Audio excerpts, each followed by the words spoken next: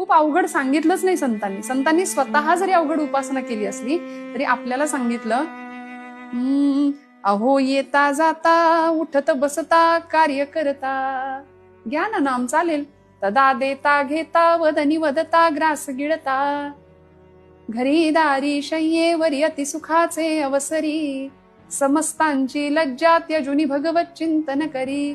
भारतीय संस्कृतीची श्रीमंतीच आहे कुटुंब व्यवस्था. लहान मुलगा आजोबांना प्रश्न विचारला त्यांनी, म्हणाला, आजोबा मला असं एक क्षेत्र सांगा, सध्या सगळ्या क्षेत्रामध्ये स्पर्धा आहे, स्पर्धेचं युग आहे, मी इकडे गेलो स्पर्धा आहे, तिकडे गेलो स्पर्धा आहे, मला असं एखादं क्षेत्र सांगा की जिथे स्पर्धाच नाही आणि जिथे मी जिंकेन. आजोबा अनुभवी ते म्हणाले, बाळा असं तरी मला आता सध्या क्षेत्र नाही दिसत, जर तुला भाग घ्यायचाच असेल किंवा जर काही बनायचंच असेल तर तू माणूस हो, कारण माणूस होण्याच्या क्षेत्रामध्ये अजून स्पर्धा नाहीये. वा.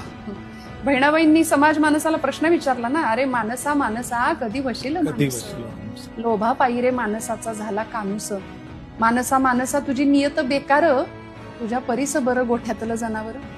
4थी पास असलेल्या अशिक्षित कवयित्री बहिणाबाई इतका सुंदर चपखल समाज मानसाला एक प्रश्न विचारतात, त्यावरून आम्हाला गांभीर्याने थोडासा विचार करावा लागेल.